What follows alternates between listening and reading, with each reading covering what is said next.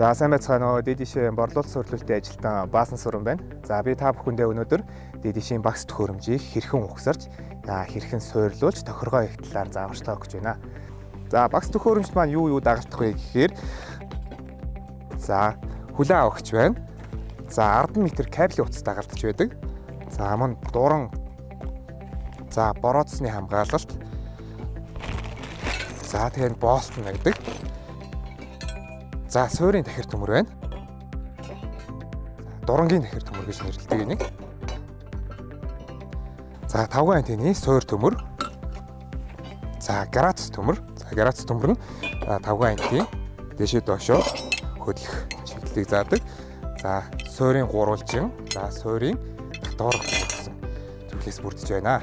За хэдүүлээ одоо 5 антенны ухсарч үзье.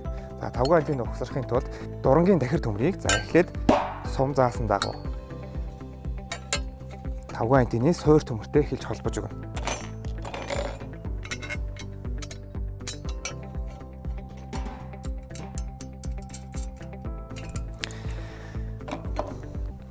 Маш сайтар чангалж өгөх хэрэгтэй. За одоо энэний дараа градус төмөр. За энэ градус төмрийг холбож өгнө. Градус төмрийг холбоход за 10-ын жижиг болт 4 ширхэг орно.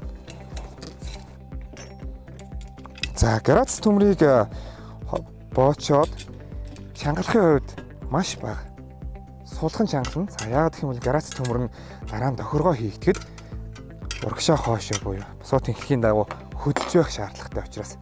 За ингэж хөдөлж байхад суулган бооно. За энэний дараа хомуучиг. За 2 хомуучгийг боо хэдүүлээ. За хомуучгийн даруулга төмөр. За энэ дээр 12-ийн энэ 4 болт гэж байна.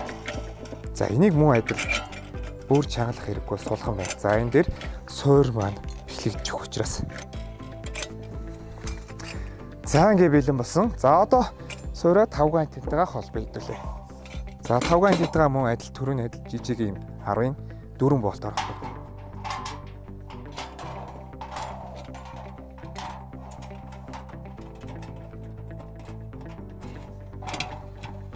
За энэ 4 болтыг маш сайтар чангалж өгнө.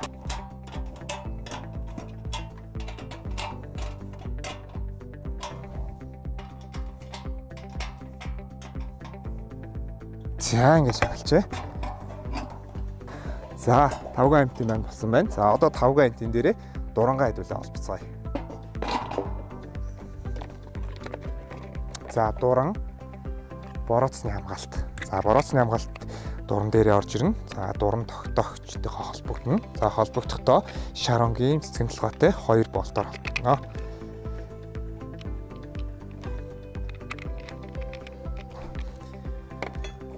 За ингээд дуран маань болсон. За дурангаа одоо 5 антенн дээрээ 5 антенны дурангийн тахир төмөр дээрээ холбож өгнө. За ийм 10 болтоор холбогдно. За энэ мөн адил чангалаад өгөх хэрэгтэй. За 5 антенн ингээд бэлэн болсон. За дуран, хомуучиг болт бүгд бүрэн бүтэн. За одоо хэдүүлээ 5 антенныхаа суурийн хэсгийг холбоё. Суурийн тахир төмөр, за суурийн гурвалжин. За энэ хоёр ихлэ холбогдох нь байна.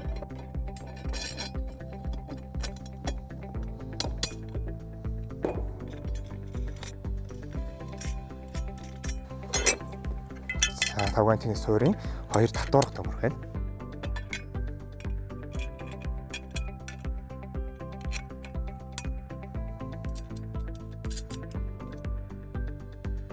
За суур маань одоо ингээд бэлэн боллоо. За Дидишийн 5 антенныг суйрлуулахдаа үндсэн 3 төрлөөр суйрлуулдаг.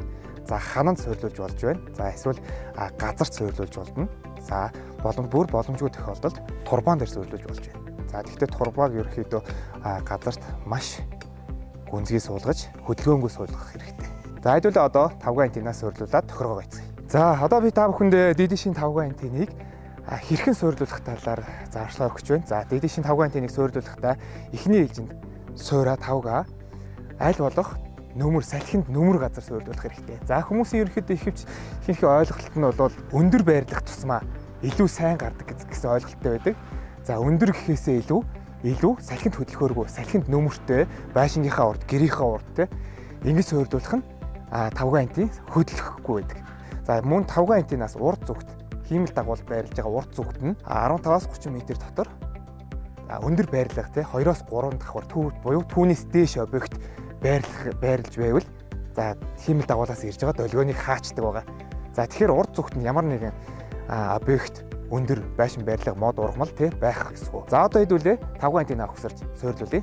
За би өөрчлөлт газар суйрлуулах хавтан бэлтгэсэн байгаа. За хавтан дээр яаж суйрлуулах вэ гэхээр за суйраа хавтан дээрээ эхлээд бат бих шүрвцэж өгнө. За хэдүүлээ шүрвцчихье.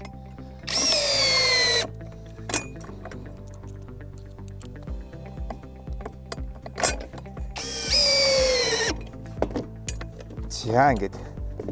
За мөн газарт за мөн турбаанд суйрлуулж болно. За мөн хананд, байшингийн урд хананд. За мөн дээвэр дээр байшин урд хананд байшингийн зарим хан хөөсөнцрөн бусааттай байдаг учраас хөөсөнцөр дээр тогтохгүй. За мөн дээвэр дээр бас суйрлуулж болно.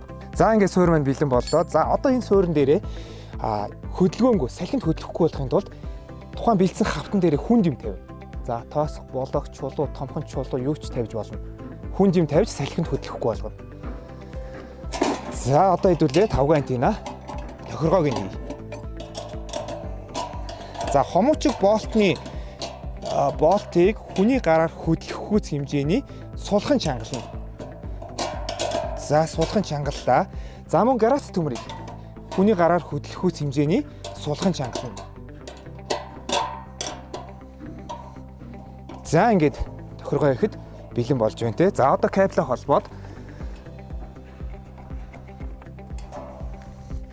за одоо илүү тавган антина хөдөлгөш тохиргоог ий. За тавган антиныг 162-оос 180 грац дээр буюу чанх урд зүйг ерөнхийдөө баримжаалж тохиргоо ийн.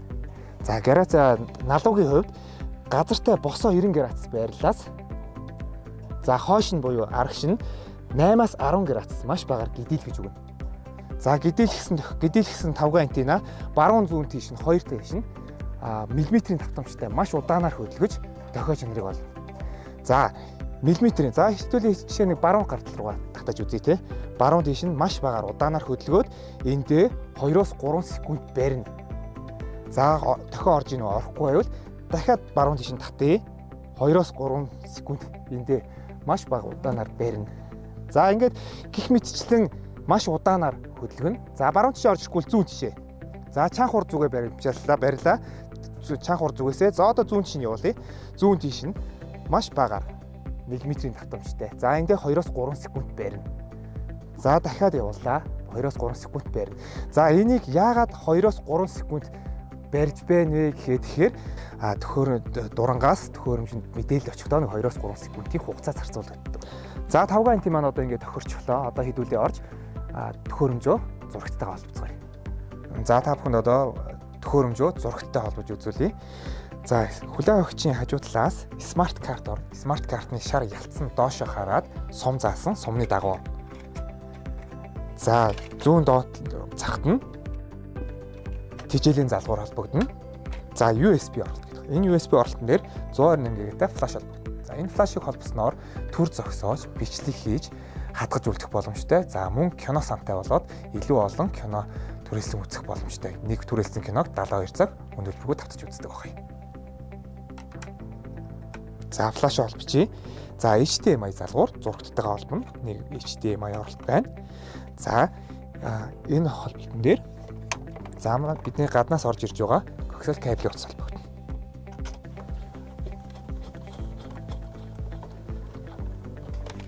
За хэдүүлээ төхөөрөмжөө зурагттайгаа холболоо. Зөв холболт хийсэн тохиолдолд хэлээ сонгоно гэж гарч ирнэ. За хэдүүлээ одоо монгол хэлийг сонголоо. За тэгэхээр Кореса 5A гэх хиймэл дагуулж гарч ирж байна. Кореса 5A дээр ногтаарлаа. За тэгэхээр дохио чанар гэсэн 2% гарч ирж байна. Дохио чанарын түвшинг 80-аас дээш хувьтай байж ямар нэгэн гацалтгүй зурагтай үзнэ. За одоо хайлтыг эхлүүлэх. За ингээд сувгаа хайж байна. За сувгаа хайж дууслаа. За танд 149 телевиз дүүрэн радио сувг байна гэж байна те. За хата хэдүүл октавч дарна гэж байна. Октавчууд дарлаа. Зүүн дээд болон дэлгэцийн хэмжээг тохируулна гэж байна. Дахиад октавчийг даръя. Баруун дээд доод болон дэлгэцийн хэмжээг тохируулна гэж байна. За дахиад октарлаа. За дуусгах. 5 гантины тохируулаад хэдвэлээ дууслаа. За дохион 90%, чанар 87% гэдэг маань хангалттай төвшин байна. За 80-аас дээш хувьтай байхад болно.